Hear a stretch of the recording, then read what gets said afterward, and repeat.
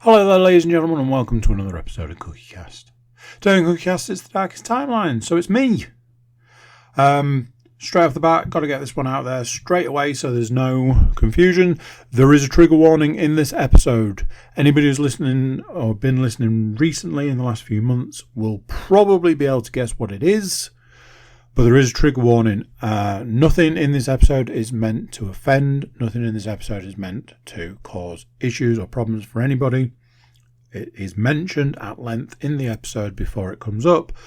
Just be aware there is something in this episode that may trigger people. That being said, there is other stuff. So, there's other stuff to look at. There's talking about a particular phrase that has become used in my house that is not popular. TV shows, no movies. Computer games, only VR. I explain all of that. Don't worry. There is a reason. Before we start, please do consider to like, share, subscribe and comment. Leave a review where you can leave a review and check out the website? No, that's the end. Share the podcast around. That's the one. Man, getting too far ahead of myself. Anyway, I'll let you listen to this one. Here we go. This is CookieCast, the Darkest Timeline.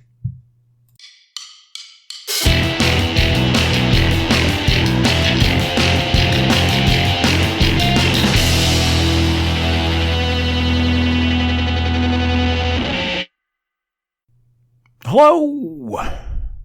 Well, it's finally happened.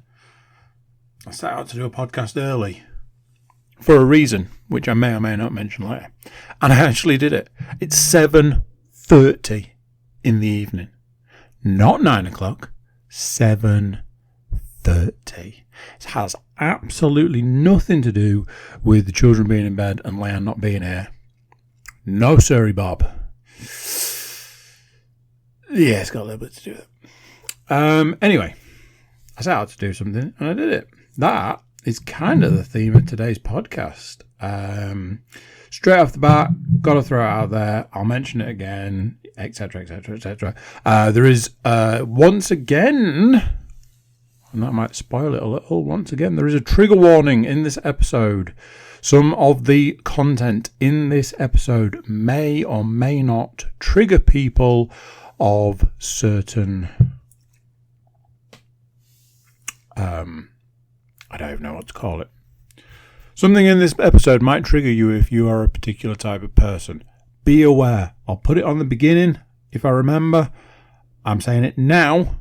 I will say it before. I just need people to be aware so that there's no, further down the line. So, with that being said, let's talk about something completely different, which might in itself be a trigger warning, because apparently it's a trigger warning for someone in my house. I don't even know how to really start this. Recently, I've had a realisation, and that realisation was a little bit of a... And then what I've done is I've just embraced it. I've leaned into it. The realisation is, I'm a dad. Now I know what you're thinking. Well, did you come up with that on your own? I get it. But dads are like onions. They've got layers. That was my terrible Shrek impression. There are different versions of dads. There are different dads, different versions. The dad that, is there at football. The dad that's there going out to work, crazy number of hours a week, paying the bills, worrying about money, worrying about whether you're going to be able to put 4 new tyres on your car. There's all these different versions of dads. The more common, more recent times version of the dad is the dad that's just... I want to find a better way of putting it, but I can't. Boring. And boring dads are excited by boring things. And I have always been excited by boring things. But over the years, those boring things weren't quite as boring. However, now I'm a boring dad with boring things that excite me. Now then, I have adopted a phrase. It's not my own. I've taken it from a stand-up comedy special by the comedian Christina P., wife of comedian Tom Segura. She did a stand-up special which I thoroughly enjoyed. And she coined the phrase, the dad boner. I have used this several times in my house to the disgust of Leanne, who not a huge fan of the phrase dad boner. Now, before we get into any sort of confusion here, let me explain. In the stand-up special, it's used to describe exactly what I'm talking about when a dad gets excited about a dad thing that is ultimately boring to everyone else. So, I know what you're thinking. Do you have one or more examples? I'm glad you asked. Yes, I do. So, because this is it. You know it's boring to everybody outside of your head, basically.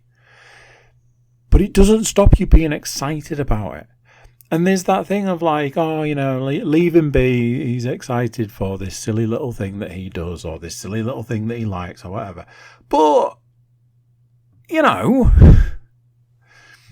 you're not hurting anyone. You're not hurting yourself. You know, all the things that a lot of us used to do before we were parents or dads or whatever. So, is it not better? Is it? I don't know. Anyway, you want some examples? I'm going to give you some examples. I've been watching a TV series called Mr. In Between. That is one piece to this particular boner. I listened to a podcast called Not Today, Pal. It's with two of the actors who were previously in The Sopranos. Rob Eiler and Jamie Lynn. I can never get her last bit of her surname correct. They were AJ and Meadow, the kids, Tony's kids from Sopranos. Previously, they did a podcast called Pajama Pants. They did it with another guy called Kassam, I think it is.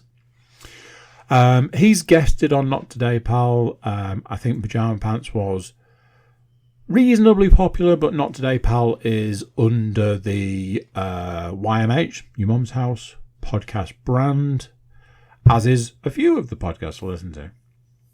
And I don't want to belittle anything, but I think Not Today, Pal is a lot bigger than Pajama Pants was.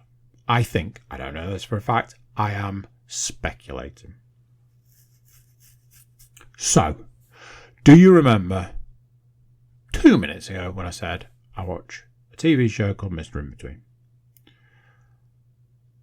YouTube and its infinite algorithm obviously got hold of these two pieces of information. At some point in time, I've obviously searched for something Not Today, Pal related. I seem to remember at some point I did, because actually I listen to podcasts through like podcasts where I don't watch them on YouTube, which, you know, is weird for a man that hosts a podcast on YouTube. But, you know, I need mine in my earballs. So, at some point in time, I've searched something Not Today, Pal. And I am, although I'm watching this TV program, I am constantly watching clips from Mr. In Between. Like, constantly. Now, what I mean by that is, it's only when I'm sat at the computer, which is only 2 or 3 nights a week for X number of hours. And for X amount of those hours, I am podcast coding, whatever. So it's just like little bits where I'm waiting for stuff. The YouTube algorithm got hold of these two pieces of information and pushed them together and suggested to me that I watch an episode of Pajama Pants. I'm like, why? What? Why have you suggested this to me? What's the reason for this? Well, apparently, I am not the only person who's into the TV programme Mr. In Between, and I am very much late to the party. Rob Eiler used to also be into the TV show Mr. In Between and got the other two members of the podcast involved in the enjoyment of the Factor. So, there was a point in time where they reached out to the main guy. I think his name is Scott Ryan, I believe. Who's the main guy, who creator, writer, and the main actor in Mr. In Between, reached out to him like, hey, do you want to do a podcast with us? And he responded. I was like, absolutely. The only thing was they didn't know whether it was actually him. There was some debate about the email address they were using and all of this. This podcast pops up, this video podcast pops up, and I'm like, I mean, you've just basically taken two things that I enjoy and smushed them together. This is fascinating to me, absolutely fascinating in a multitude of different ways. Algorithm-based, the fact that there's two things I enjoy that are together.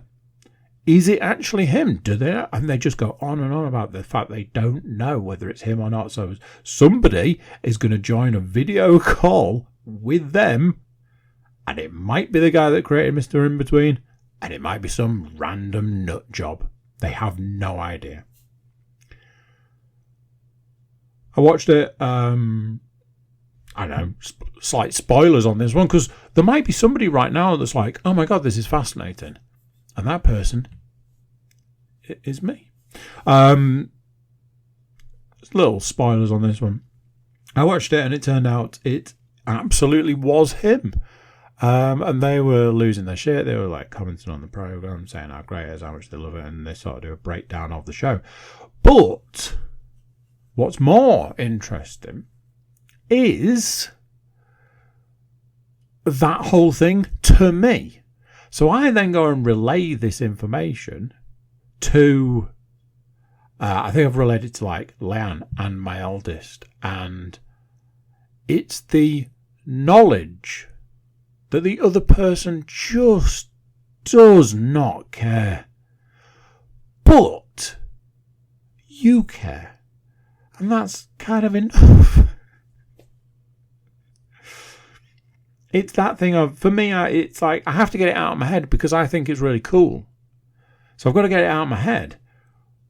Whilst over years realising that the other person doesn't think the same, doesn't agree that it's cool or whatever, or all of this.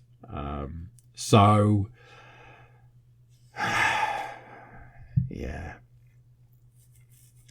The other dad boner related thing that I can give you as an example is my love for the game Into the Radius 2. It is still a beta. Just, you know, Into the Radius was probably one of my favourite games immediately. Like, straight off, I was like, wow. It was just that. It was like, this game is amazing. To me, I know that that's just me. I literally can't find another person who feels about this game the way I do. Although I know they exist because they're out there on the internet. You know, there are times I'm like, is there a forum I can join? I'm not a forum joiner, so that's where that kind of ends, really. Into the Radius was one of my favourite games. Into Radius 2 comes along and I'm like, oh, I don't like it. It's not Into the Radius. So there we go. That's the end of that. Obviously, you've got to give these things a chance. And I did. And I grew to honestly, genuinely love it. Possibly a little bit too much. I am still playing it. I'm still playing it at this point in time. I've written some stuff down to talk about later. I'm still playing it. So to me, it's cool. To everybody else, nobody gives a shit. Doesn't stop me going. And now what I've started doing is going to people and being like, hey, let me bore you about this game I'm playing for the next 5 or 10 minutes. And I can see the look of, like, Leon's like, here we go. Time to strap in for this bore fest. Maybe, there are times that I'm like, is it selfish? Am I being selfish going to people and be like, I'm going to bore you about this? And yeah, possibly that is true, but these are some of the things that bring me enjoyment. And I mean, I have literally nobody to share these things with. So if you can't share these things with the people in your life, I'll give you another example, a final passing example. I have a friend who could not really care any less about VR because VR makes them sick. And they've tried, and that's the end of that. I don't know if it's some kind of like, I don't know what you'd call it, but I am constantly like, hey, let me talk to you about this VR game. Knowing that not only do they have no interest, that they are actively like, oh, VR's just a fad. I'm like, it really isn't at this point in time. We're on to like multiple headsets, multiple games. It again, another thing I'm going to talk about in a bit is about how we're about to hit this like super massive VR bubble. Obviously the problem with VR, obviously the problem with any bubble is that they burst eventually, but the back end of this year is going to be possibly the biggest time for VR ever. There are rumours that this is the biggest time for VR since Half-Life Alyx. Did watch a video yesterday that said that Half-Life Alyx was the top of the mountain for VR and hasn't been bested since. And I went, ah, shit, you've got a point there. So, whatever I think about some of the games I play, it's kind of depressing, that realisation that we still haven't sort of surpassed Half-Life Alyx. It did talk about a couple of things which I was like, that information's wrong, because I know that there are things that are in Half-Life Alyx that were not stolen, but heavily influenced by another game, let's say. So yes, I've had to resign myself to being a boring dad. And in years to come, I always think, one of my children is going to be like, yeah, but you're just a dad, and you're boring. You don't understand what it's like to do X. And on that day, I will essentially open Pandora's box and say, here's what I was doing on an average Wednesday night. And just blow the back of their heads off with the information. Hey ho, such is life. Right, here we go. This is it. Trigger warning incoming. No, this is the trigger warning. Something that may trigger people is incoming. So, from now until the end of this section, this is all the stuff that might trigger people, and then we'll just go into the entertainment stuff.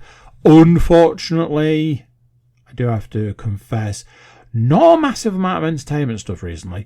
There is a reason, which I'll go through for like a couple of the things. I will go into detail of kind of why there's less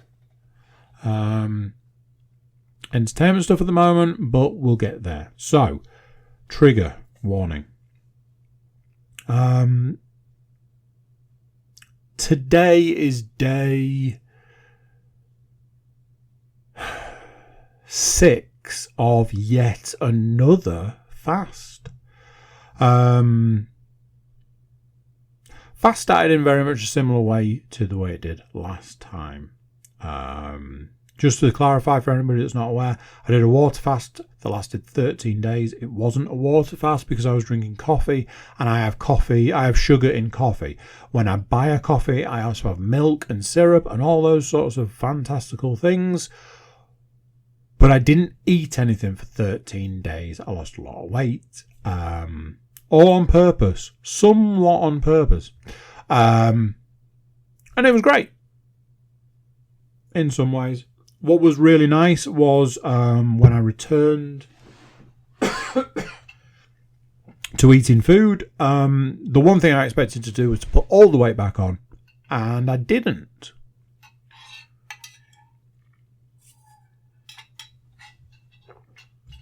However, something that I've not mentioned recently is there has been a little bit of a problem since. And the problem is my weight has fluctuated quite heavily. And there's no rhyme or reason to it. One day it's like, oh, I've put on 4 pounds. And then the next day it's like, and I've lost 2. And the next day it's like, and I've lost another 2. And the next day it's like, I'm the lowest weight I've ever weighed. And the next day it's like, I've put on a couple of, and it was just that constantly. Yes, admittedly, after the initial, I'm just going to eat like veg, noodles. There are any noodles, Michael? I will hold my hands up and say things did slip quite a bit in some ways, not in other ways. I spoke at length about this eating window, but it was a very short window, and I was very full a lot of the time, so I wasn't able to eat massive calories. However, had these what I think I look back on now and go, oh, they were actual cravings. And something I've noticed over the last week is I think the cravings are a sign of something else. I've had a craving for something this week. And I think it's my body's way of highlighting that there is a deficiency. And I think the deficiency might be salt/mineral based. Anyway, I'm getting ahead of myself. I did a fast for 13 days. I lost a lot of weight. It was at the time something I talked about heavily. But I also talked about it's not for everybody. It's absolutely not for anybody. I am not a doctor. I am not I have absolutely no ideas about any of this. All I knew at the time was 2 things. I needed to do something to change. And the biggest issue I had was, this will sound stupid, but eating. So I'd been looking into water fasting for quite some time. Realised that I wasn't going to be able to do the things that I wanted to do: run, work out, climb, parent, etc. So I needed a slight addition, and that addition was coffee with sugar. Let's just go there. And it worked. And then I didn't put the weight back on because I eased back into it, I think, and I didn't go crazy. And then even when I even when I was in a position where I could have gone crazy, it turned out my body wouldn't allow it. But this weight was fluctuating up and down, up and down, up and down. A couple of pounds a day difference. But that couple of pounds a day difference did sort of start shifting to being more up than down. And then, like I say, the next day, I'm the lowest I've ever weighed in 7 years. It was annoying me, and there were other things, and I'd said previously I wanted to do another fast. I wanted to get some more weight down. I wanted to do it, but I just didn't think I could. Finally, last Tuesday, I just kind of snapped and was like, the only way this is going to change is if I actually do it, if I cross that line. So tomorrow, if I can get through the day having had nothing to eat, then it's on. And that's what happened. So today's day 6. So what have we learned from this one? Well, a few things. At this point in time, I am my lowest weight that I have been in 7 years. There are two weights of a previous time in my life. One was what we refer to as the natural weight, which is where I was exercising like an absolute son of a gun, and eating super freaking clean, and eating I think it was like twice a day maybe, or once a day. Like no snacking, nothing bad. The only additional thing I think was there at that time was maybe a protein bar. It was all natural, and it was working real well, and then it stopped working. And I went to a personal trainer who gave me some sort of pointers and stuff. And that was that.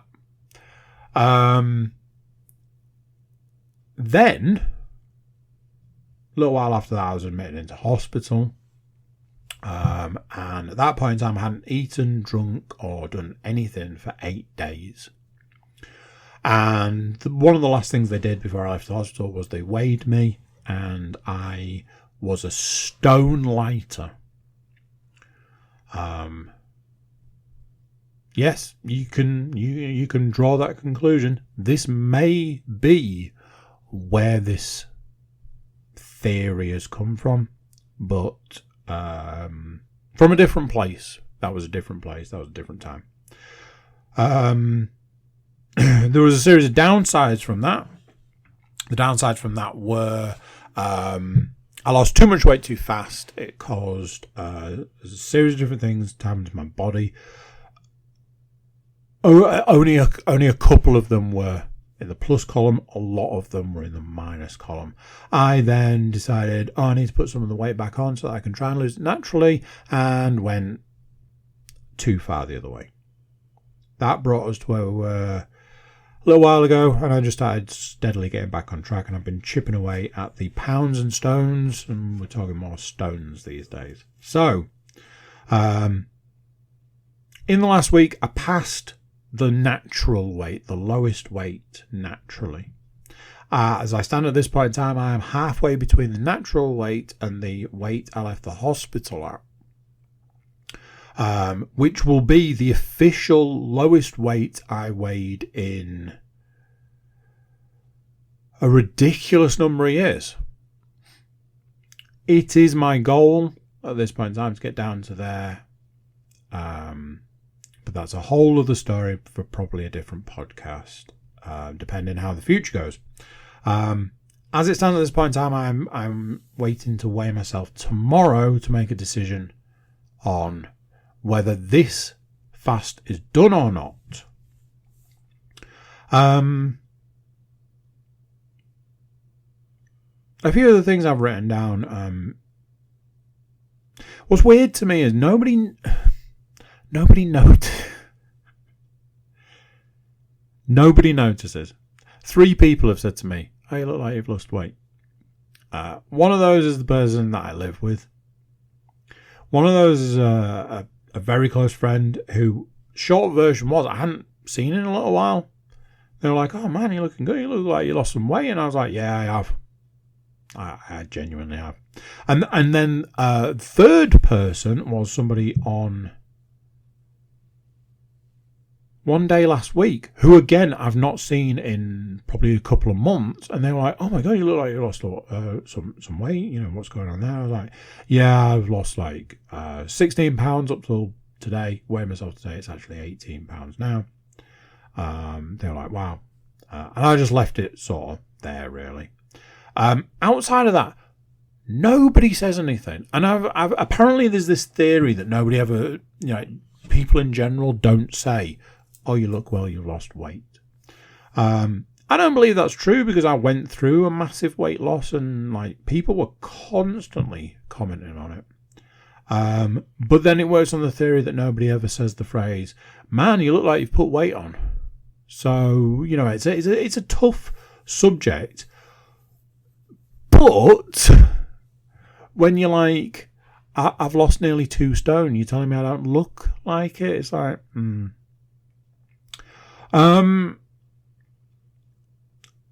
something that's been odd and has highlighted a few things, like psychologically highlighted some things. When you don't eat, and this will sound really bad, but I'll explain it.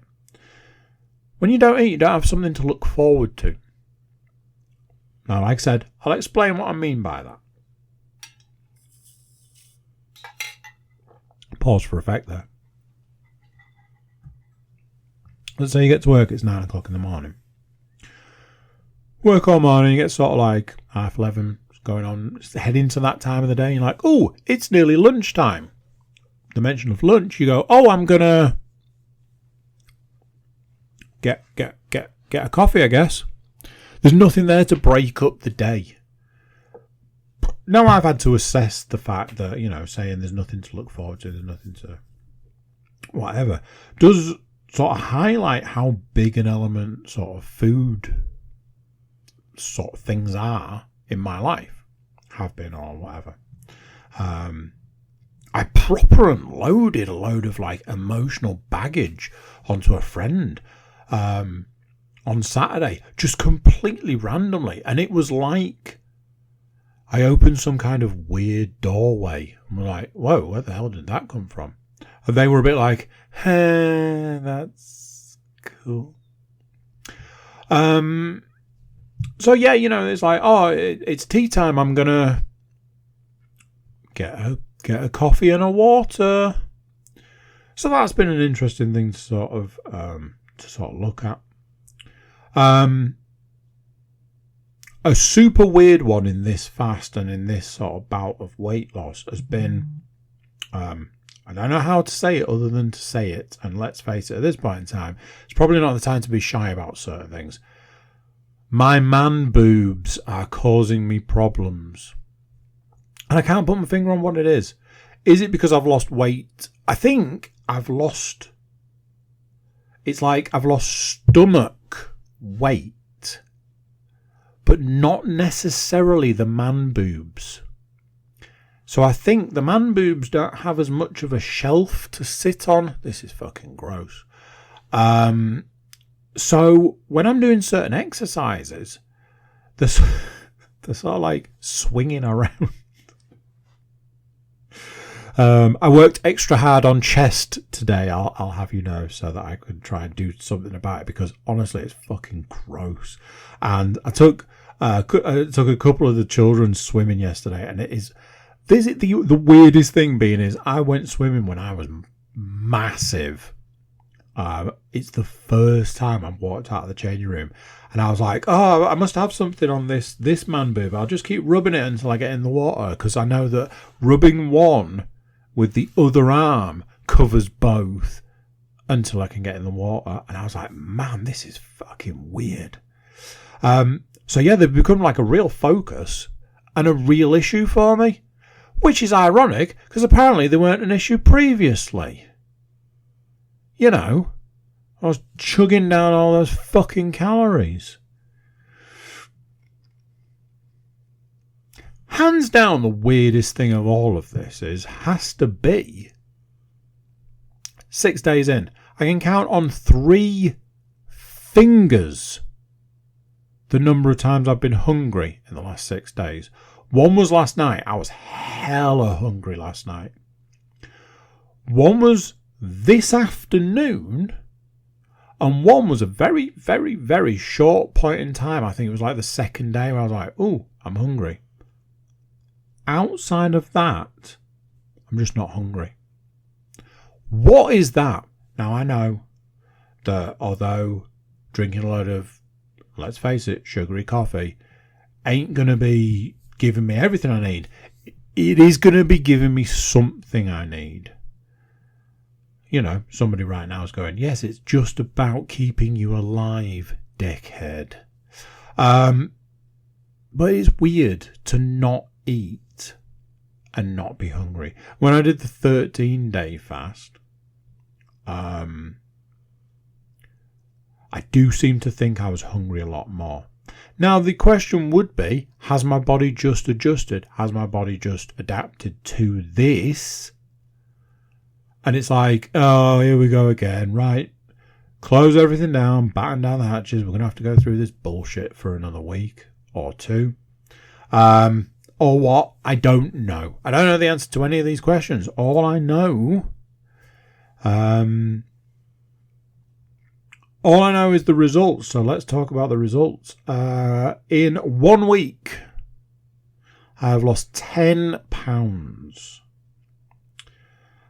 Missed one of my goals today by 0.8 of a pound. And let's hope for everybody's sake that I get that tomorrow. Because like I say, if I can get down into another stone, I think I'll probably just break the fast tomorrow evening.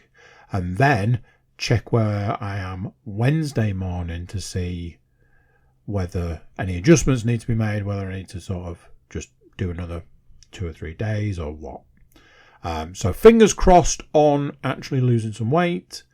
What's been interesting through this fast, whereas at a previous point in time there was things like not losing as much weight or not losing any weight on certain days, especially towards the back end of that fast. As you can see, 6 days, 10 pounds. Some of those days it was like 2 and a bit pounds. Like today, between today and yesterday, it's like 2.6 pounds or something. A couple of downsides. Today's been particularly tough. I felt like I had a bit of brain fog and a little bit of the aggression that you would expect to come through having not eaten for 6 days. Had come through. I recognised it first thing this morning when I was a little bit curt this morning, and throughout the day I've been a little bit like, why don't you lot just go fuck yourselves? And that was just, everyone. So a couple of things on that have been a lot around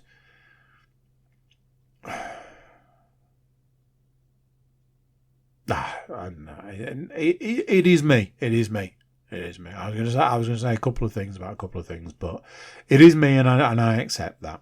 So yeah, a couple of the downsides there, and presumably we'll see what the deal is tomorrow and take it from there. I don't personally think I'm going to be hitting 13 days at any point. That's not my intention. But goals is goals. So, yeah. Do wonder what it'll look like coming out of the back of this one, whether it'll be an easier transition. One of the big pluses, or two of the big pluses from the last one, were it definitely changed my opinion on food and sort of how to view food.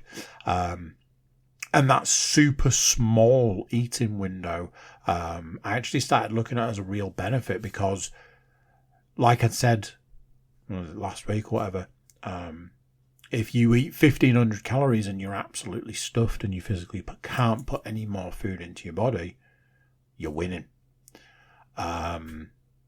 So yeah, there we go. That's it. Trigger warning over. I am not here to tell people how to do anything. Don't ever follow this. This is very much a don't try this at home. This is literally something that is currently working for me right up to the point. I honestly wonder if like a doctor's going to turn around and go, hey, you remember all that fasting you did? Yeah, that's what killed you. I know that things like this can put strain on your heart and stuff like that. My argument is always going to be, yes, but how much strain is on my heart carrying around several stone? Too many. Yeah, so the other thing, just to finish, I did mention it already, but having lost 10 pounds in a week, put that to what I lost previously, and I am now in that sort of 2 stone down kind of region, which is I mean, honestly, it's kind of mental, really. So yeah, appreciate that side of it. That's for sure. Best have some of that delicious coffee that I was talking about.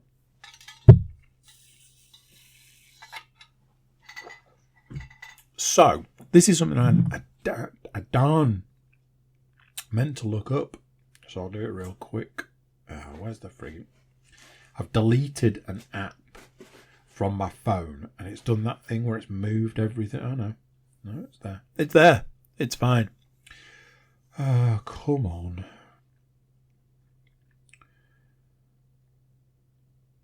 Oh, that's right. I've got no internet, so I can't check that.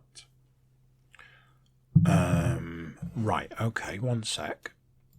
Yeah, obviously I can't do anything because I can't get on the internet. So let's just talk like it's, vague. I've been watching series 2 of Mr. In Between. That's a surprise, isn't it? I've watched some episodes. I don't know how many episodes. I can't tell you how many I've watched because I can't look the fucking thing up. Because I've got the worst internet in the world that apparently nobody gives a shit about. Anyway. I watched a series of episodes. It's very good. It's one of those. So far, series 2 has been a more intense than series 1. Series 1 was like an appetizer, whereas series 2 is very much the main course. It's getting a lot more like the main character Ray was very much. It came across very much in the first series as, for want of a better way of putting it, like a low-level criminal with like spikes of violence or criminal activity or whatever. Series 2 feels a lot more like, I suppose, like full-blown gangster. Proper like hitman, cleaner, gangster type character. So that sort of side of it's really ramped up. Something that is truly enjoyable with this program is the fact that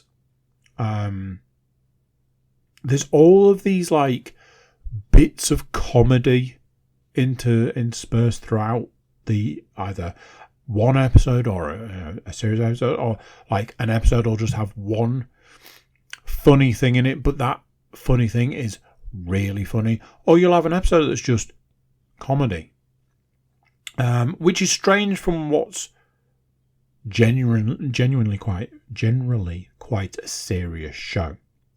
It's been thoroughly enjoyable up to this point. It's one of those, it's kind of a I don't know what you so I call it. I know there are only 3 series. I know there aren't any more. I know I'm halfway through the second series. So I'm kind of already sad at this point where I'm like, oh man, I know this is going to come to an end and I know there's not any more. So, yeah, bittersweet. Would it be that? I don't know.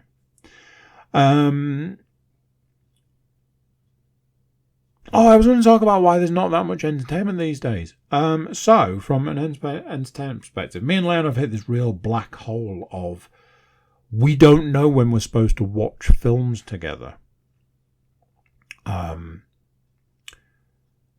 Which is a really long story that just centres largely around we've got all these children that are getting older. And with them getting older, they're up later. So basically, with the times we would watch films, we don't. So we just don't watch films anymore. I still watch films. I watch them on the treadmill. But I'm not at the moment because I've been watching all these TV shows. So it's that. That's reduced down one aspect. And from a computer game perspective, as I mentioned,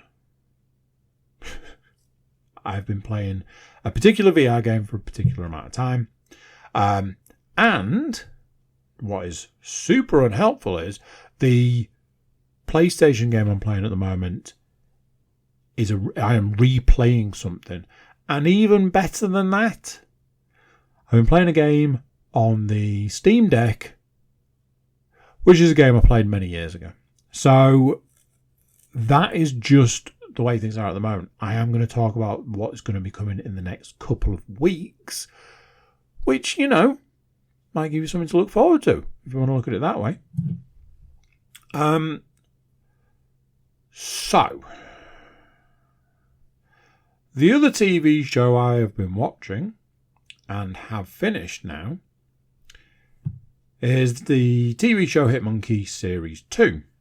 I think by this point in time we know what the deal here is. It's a Marvel TV show, but I think it's done through... it might be done through the Stars part of Disney's to get round the fact that it's really quite a violent TV show. First series was fantastic. I really enjoyed it. And it brought us to Series 2. I've talked about the episodes of Series 2 I've watched up to this point. I have now finished the second series. Heading towards the back end of Series 2, the one big question for me was, how the fuck are they going to continue this story? It felt very much like they painted themselves into a corner. I couldn't see a way out for the show. And that meant, for me, that whatever they used was going to be super lame. I saw a series of things that they were potentially going to do, and I went, all of those suck. So I really hope you don't do that. I enjoyed Series 2. I felt... certainly towards the back end, there was a bit of a, oh, we're doing that story, are we? Feel to it. And throughout, as I said previously, there was these fairly glaring plot holes that really stood out to me. But, I think I said at the time, that's probably just me. So I know what you're thinking. How did they go about finishing it? Well, I won't spoil it for you. What I will say is, by the back end, I was like, I have a feeling I know how this is going to end, and it's going to be lame. And I was right. I was like, the only way you can end this is by doing this with this character, and this with this character, and this with this character. And that was exactly what they did. I was like, oh, for fuck's sake. Because my point is that the end? Is it a 2 series and done? If so, fine. I feel a lot around that. There was probably a lot of meat left on the bone. You could have just eked it out for another, not like, forced another series, but you could have gone with, let's dial this aspect of the story back. Let's elongate this part of the story. And let's keep this train rolling. Get to the end of Series 2. Move on to Series 3. Start to look towards, we can probably get 5 series out of this. It's not going to be that much of a stretch. We're going to bring this character in. That character's going to go. This character's going to die. That wouldn't have been too much outside the realms of possibility. I feel they've gone 2 and done. I imagine it, as a series, it's potentially already been cancelled. It might have been cancelled before it finished. Whatever. My hope at this point in time is they don't continue it, because what they did, how they finished it, how they ended it was lame, for want of a better way of putting it. I didn't like a few aspects of the ending. I was like, come on. So, yeah, not great. It just wasn't for me, I guess is another way of putting it. Obviously TV wise, I've got Mr. In Between. Me and Len were watching Atlanta, but that seems to have slowed up somewhat. But I think that's a time basis. So I'll get Mr. In Between finished up, and then I think I'm basically going to have to say, look, we're never going to sit down and watch these movies. I've got this long list of films that I want to get through, so I'm just going to watch them. I'll let you know if any of them are any good, and go with that.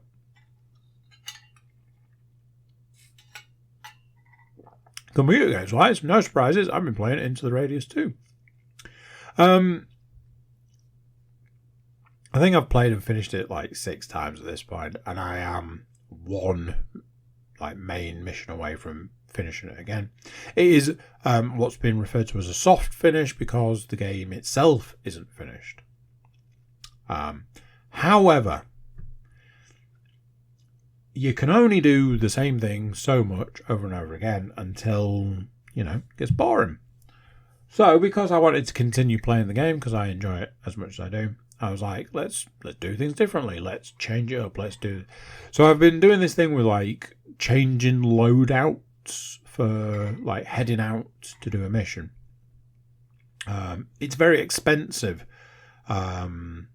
You run out of money quite a lot because I'm like, right, I'm off to do a mission. I want a new loadout, so I'm going to go with this gun and this gun and this gun.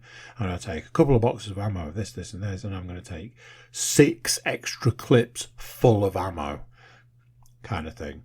So I've been playing with that. I've got a gun, a new gun that's kind of replaced almost all of my other guns, which I kind of feel guilty about.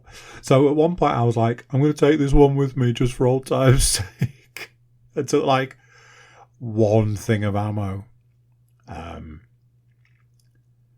It's a lot. For me personally, it's just a lot of fun. I just get a lot of fun from it. I really enjoy playing it. What I will say is this, and this is what I'm going to go on to. What I will say is this. This week is the first week of the back end of the year VR bonanza. This week we get Arizona Sunshine Remake. And apparently, everything that I'm reading says if you already own it, you can upgrade to the remake for a tenner or something. I've already put vouchers into my Meta account so that I can go with the Meta version of it. Just for ease, basically. Next week, what is potentially the biggest VR game absolutely this year, but in a good long while is due to be released, which is the Batman VR game. At this point in time, the weird thing about it is, although we have a release date, don't have a price for it. And that can only mean one thing. I think this is going to scrape the £50 mark, I'm going to say. And if it doesn't, great, but it definitely won't be below 40. And I don't think it's going to be below 45. So that gives you some idea. I think next on the list is Metro, November 7th, Metro VR. That was the game that I saw a video where somebody said this is the best VR game since Half-Life Alyx. And I went, I'll be the judge of that. And there's a load of other stuff. Behemoth, the Alien VR game. There's another one, which I think is a PC VR game. Which I can't think of off the top of my head. I know that there's... Oh, maybe there was Arizona Sunshine. Hang on a minute. I've written a list. Why am I trying to remember? I've written them down. Right, here we go. Oh, yeah, no, there was one. Okay, Arizona Sunshine, 17th of October. Batman, October 22nd. Metro, 7th of November. Alien, 19th of December. Unconfirmed, but still supposed to be this year. Behemoth. And the other one is Zombie Army VR. Now, having only just started playing the Zombie Army games and feeling like I've really missed out. quite looking forward to it. However, early reports have spoken about it not being amazing, and they were hoping that it was going to get a bit of a polish.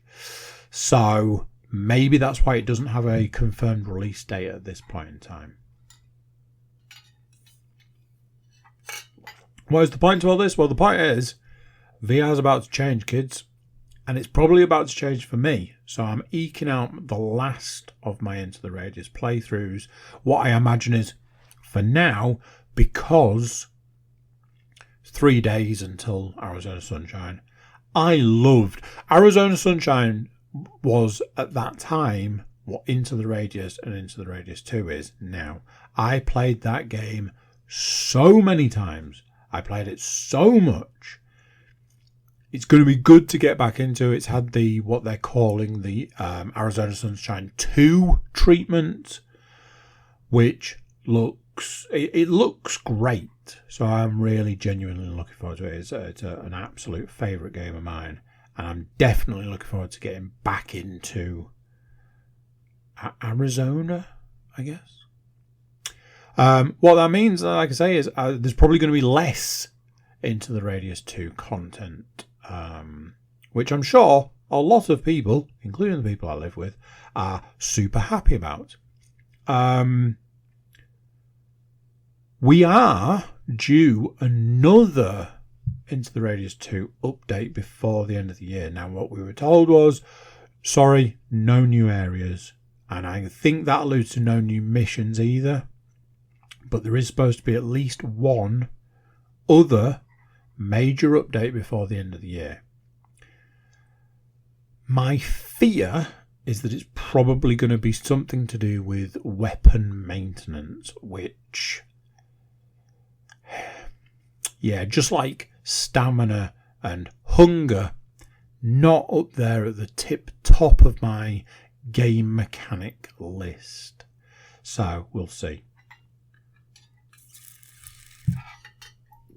Finally, before we go, I got accepted to do a playtest of a VR game yesterday. I only managed to get it installed last night. It took a little bit of time to install, not entirely sure why. But that means I haven't played it. I am going to play it in probably about an hour. It's called Into the Darkness, I believe. The video I watched, which prompted me to go and see if I could get involved in the playtest. I mean, it looks phenomenal. It's been made in the Unreal 5 engine, so it looks insane.